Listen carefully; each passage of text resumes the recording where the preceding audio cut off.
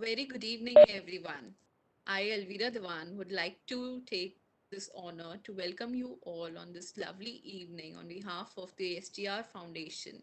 So here we are with yet another session of knowledge series. As most of you are aware that we have been taking these sessions online since April. Today, our speaker is this dynamic lady who is multi-talented. When I reading about her, I was surprised how could someone, be so talented, yet after having so many challenges in life.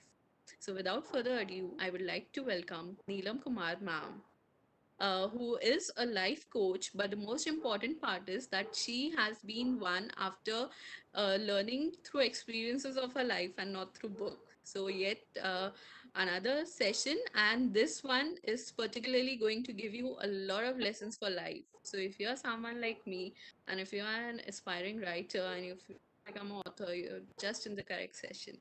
uh, Warm welcome, Neelam ma'am. Thank you very much, Alvira. That was indeed a warm welcome. It is quite an honor to be speaking at this prestigious forum of the SGR Knowledge Foundation. So, thank you very much for welcoming me here. It is an honor to have you, ma'am. And if I could, go on introducing you, it would take the entire session. And we have we already have a less amount of time. So I would just like to inform everyone that Neelam ma'am is not only a TEDx speaker, she's a life coach. She has been working with students as a counselor. She has written many best-selling books, which make her one of the bestseller authors. And we have so much to talk about in this session, ma'am. So I Yes. would like to start from my first question to you. Besides being a successful author, you are also a much sought after life coach. Like I have already introduced you because you have been a life coach after your experiences in life. My question to you is, what was the first lesson that you learned in life, which made you a life coach? What a wonderful question, Alvira. You know, life for me has been full of lessons. But let me tell you the very first one that I learned when I was very young. I was still in school and I was not educated in India. I was in a non English speaking country. And so I did not know any English. And so the teacher, when my parents brought me back to India and they put me in a very fancy convent school where everyone was speaking English, I became the joker, the clown of the class. So the teacher predicted in red ink on my notebook that I'm wood sitting on wood. I would never be able to learn the English language.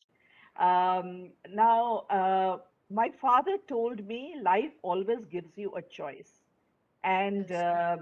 I think that was a huge lesson for me that there is never a dead end in life. And what I, many, many years later, I kept that lesson in my head and I started working on myself.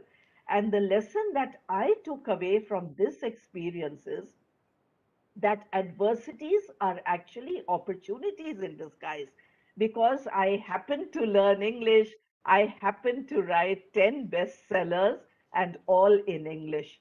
So I think we should be very grateful for that one obstacle that has come our way and which has made the person we are. So, yes, the first lesson I learned in life was adversities are a blessing in disguise. Very well said, ma'am. And that explains our topic, and that explains why you're the perfect person speaking about that topic, how to handle adversities in life, especially in this time of pandemic where it is an adversity, it is an unexpected situation which no one would have, foreseen. So Absolutely. this is a perfect time we are talking about this topic to the perfect person, I must say. Thank you so much. And it's very strange when you talk about life coaching.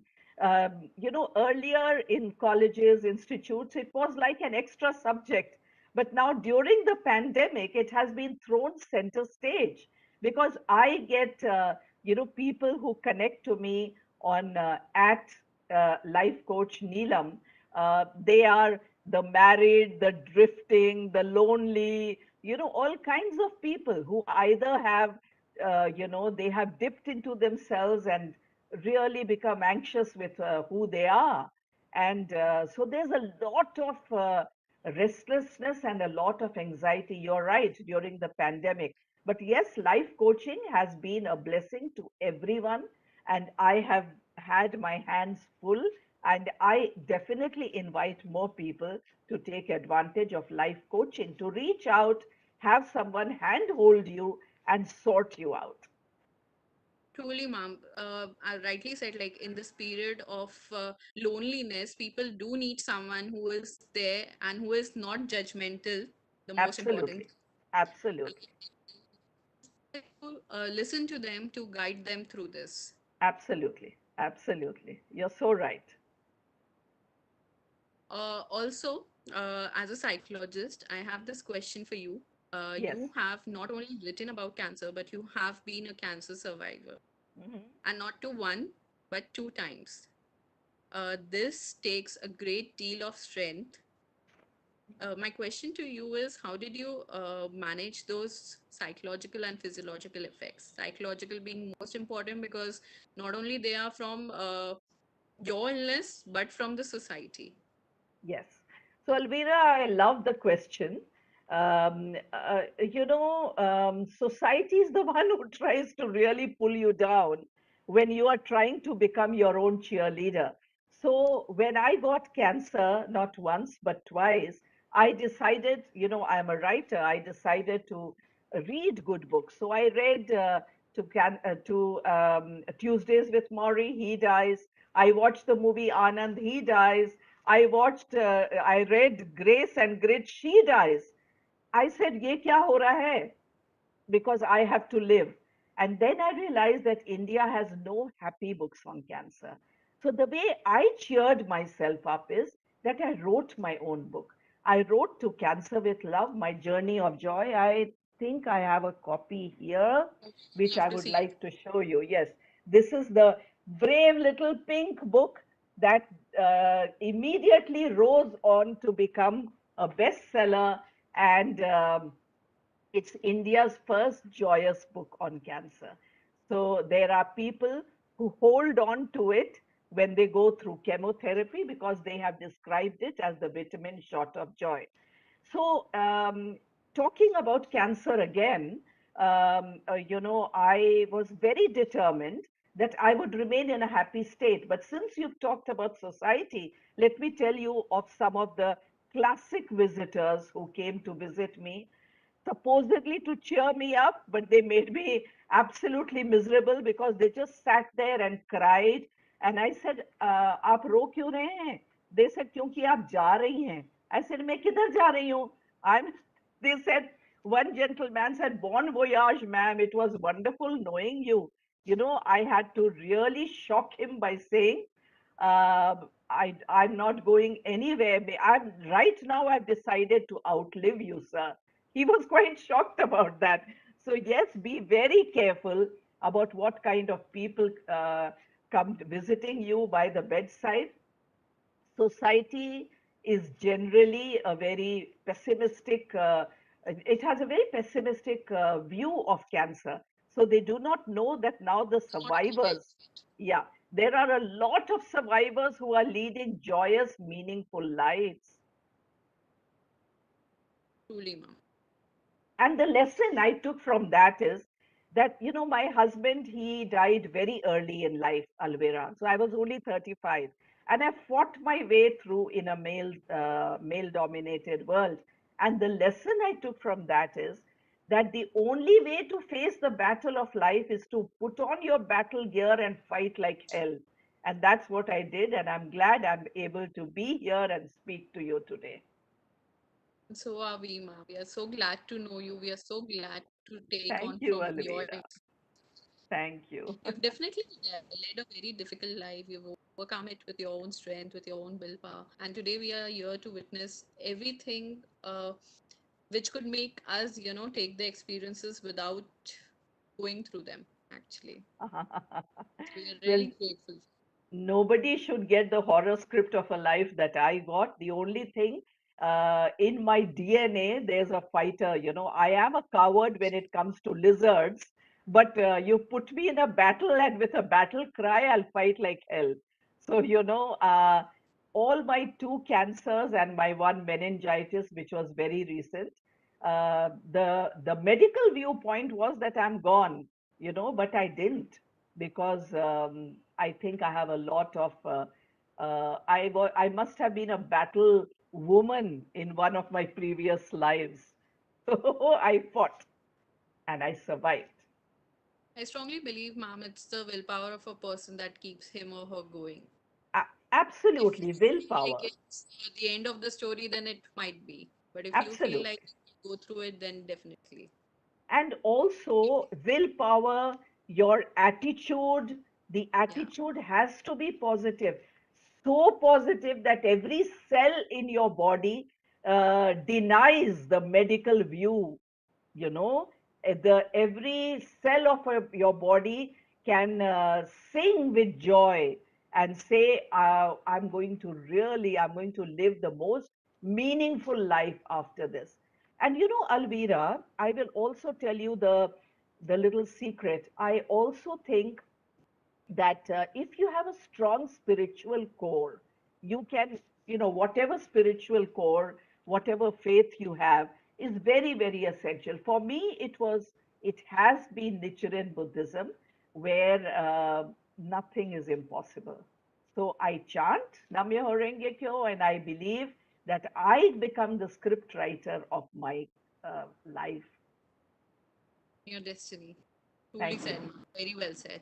Thank you. I believe you have written a book with the legendary Mr. Kushwant Singh. We would love to know about it if you would Okay, yeah, share. let me show that to you.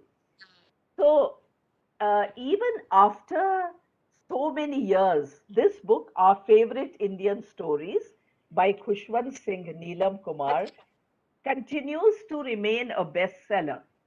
It has Okay. 40 stories picked up from every state of India. And we had it was in the pre-Google days, remember? So, Okay. I was back from America after doing my master's in journalism, and I was full of ego. And he was like a family uncle. So he was very good at puncturing people's egos. So he completely punctured my ego and said, जो तुमने सीखा America में उसे भूल जाओ, India के लिए क्या किया है? So I said, कुछ भी नहीं किया है.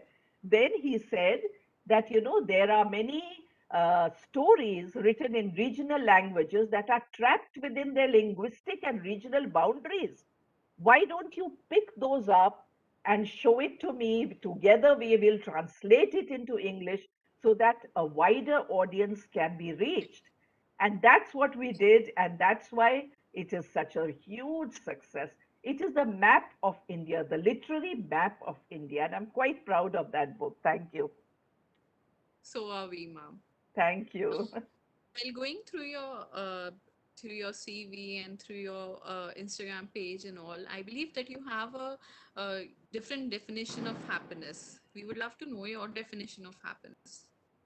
Well, I have always felt happiness is an inside job. People look for it outside, but it's not there. Whatever we have outside is the temporary happiness. It is a relative happiness. I have one car, I'll be happy. The moment you have 10 cars, I'll be very unhappy. So absolute happiness comes only when you have, again, a strong spiritual core. And happiness is not a life without problems, as I have said. Life has to have problems, but it's only when you learn the skills of overcoming those problems, life becomes a beautiful journey. When you overcome the problems with your own strength, like a hero. You are the hero of your own life. When you overcome that, so true happiness lies in overcoming problems. That's my definition of happiness.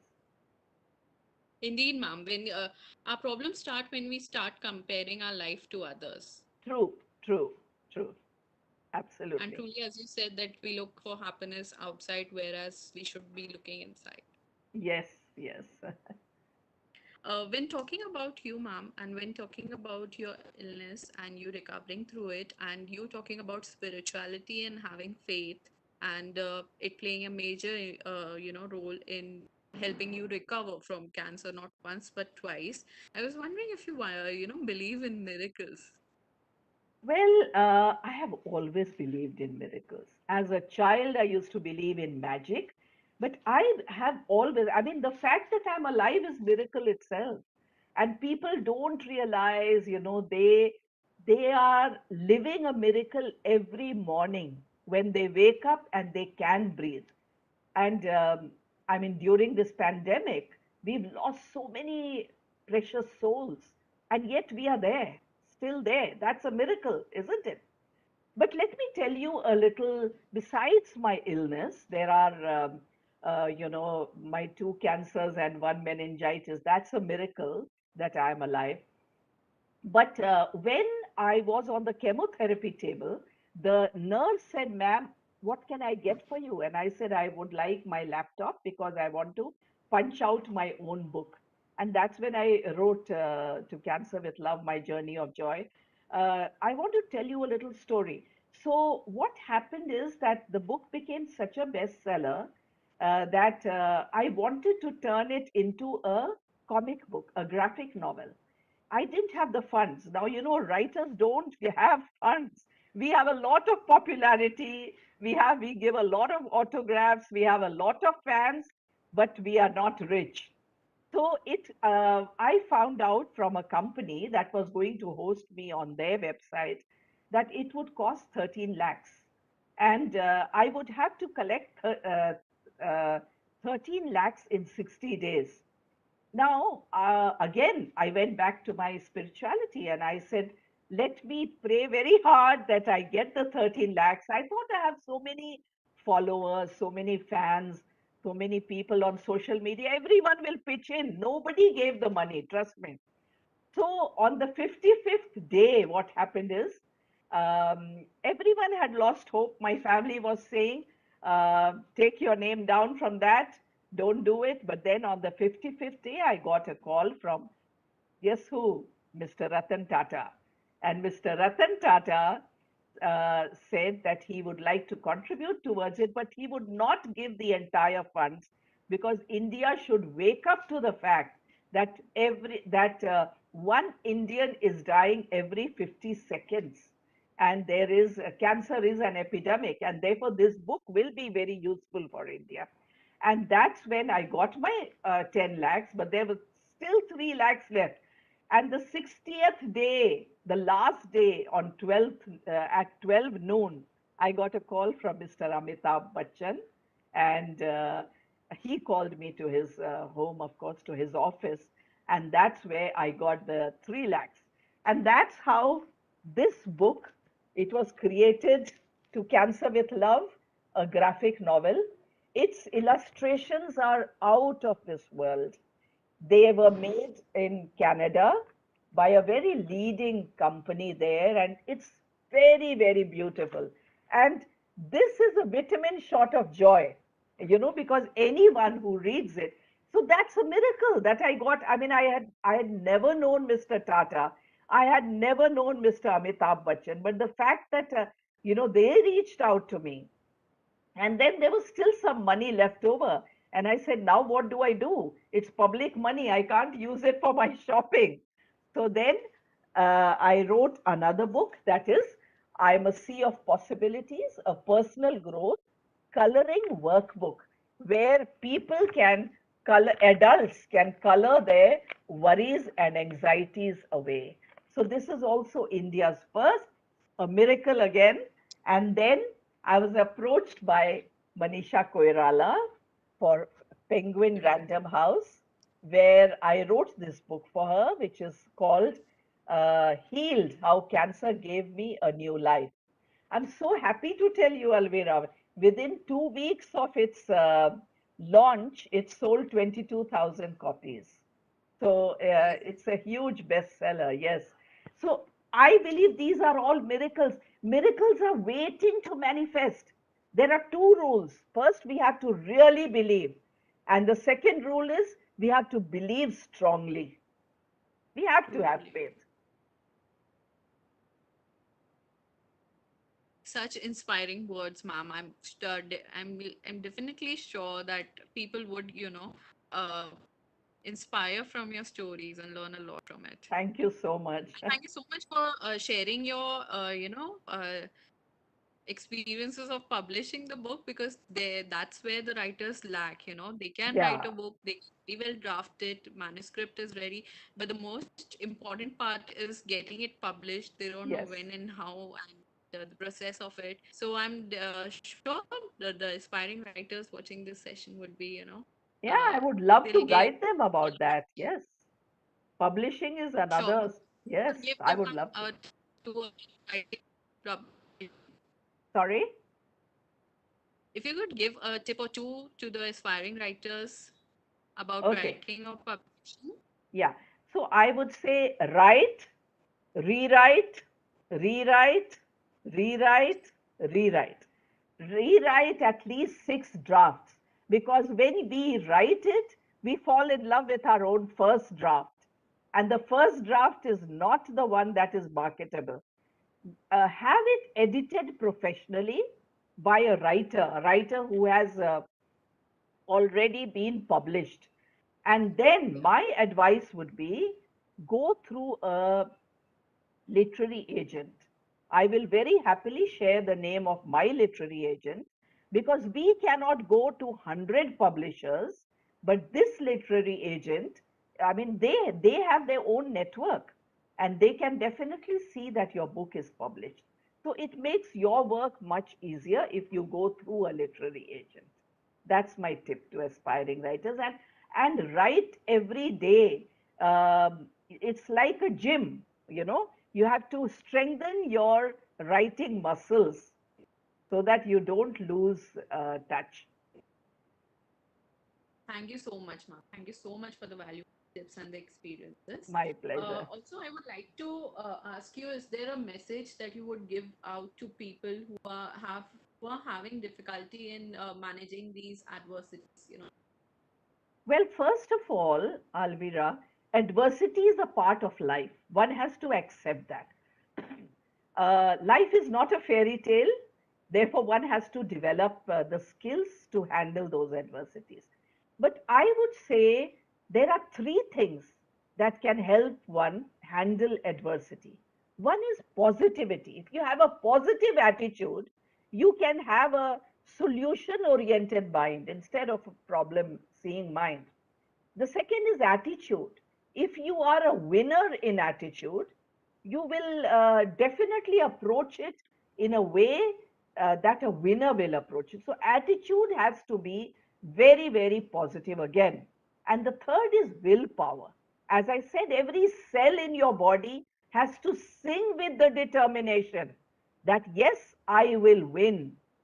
And I would say invest a lot in building a strong spiritual core. If one has a strong spiritual core, acceptance comes much faster. Above all, read happy books, read a lot of self help books. Do not read any of those grim books that predict that, of course, you're born so you'll die. Don't read those books. My favorite line that I tell all my friends is hope is a decision, but it is the most important decision. In fact, I have written this here. I want everyone to see never, never lose hope. Even if you've lost everything and you have hope, you will definitely be able to beat that adversity.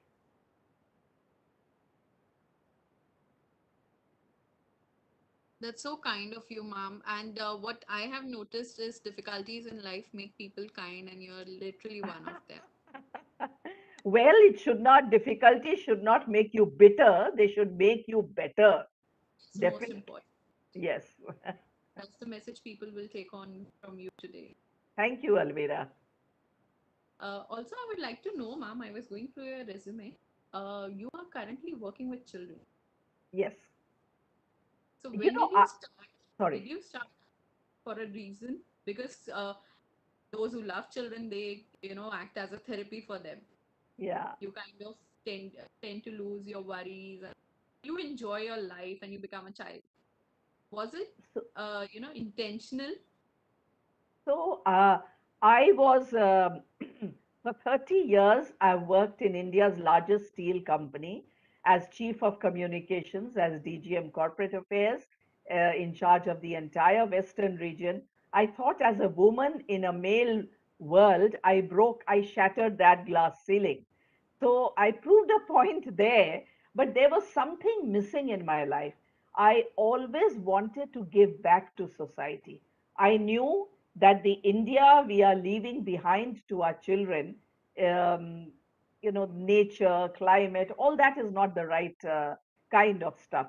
I really, really wanted to fire young minds.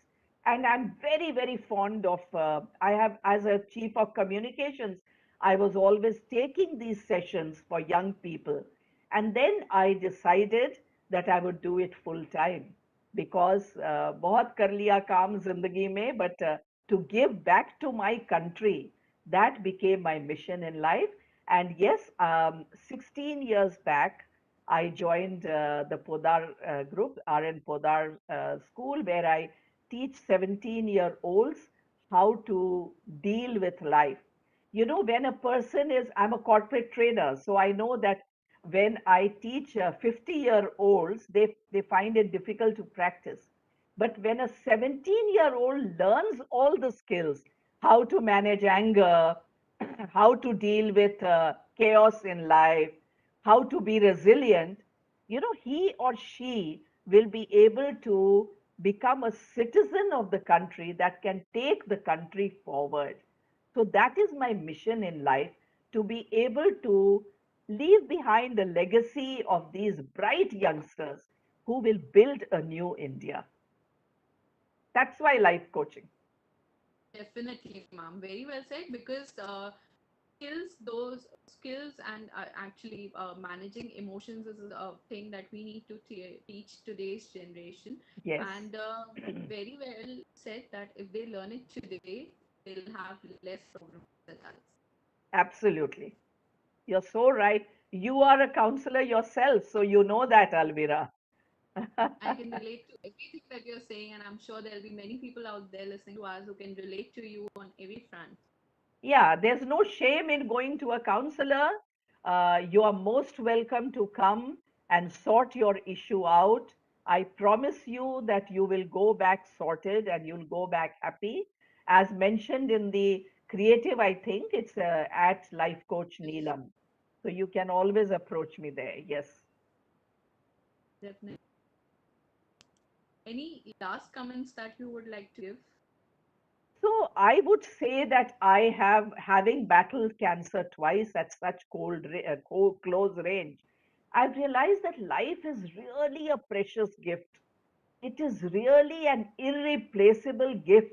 So please understand what wellness means. For me, wellness is an acronym which I have named. It's called HASH, hash, not that kind of hash. Okay. Health, H for health, A for attitude, S for spirituality, and H for humor. If we invest in these four, life is going to be a very memorable experience. To those listening, I just want to say we are here on planet Earth as co-passengers only for a brief journey. It's between birth and death. So why not make it meaningful? And why not make it pleasant and happy for all the other people who are also journeying with us? Definitely. Thank you so much for your words of encouragement and for the lessons that you've given us today. We started late, but I think uh, talked enough about your experiences and the lessons that we are going back home. And definitely, learned better about handling adversity in this phase of. Thank you, and thank you for being such a great interviewer. And I really enjoyed being on this show. And when adversity comes, please say, "Hey there, I was waiting for you. Now I know the skills and I will overcome you." Yeah? After this session, definitely, ma'am. I'd again like to express my gratitude towards you on behalf of the SDR Knowledge Foundation, and we are really grateful. And it was personally, it was a pleasure talking. Same here. Thank you, SGR Knowledge Foundation, for having me over. Dr. Mrinalini and Alvira, thank you so much. God bless you. Thank you, ma'am. Hoping to see you again on. Sure, I will. Thank you. Bye bye.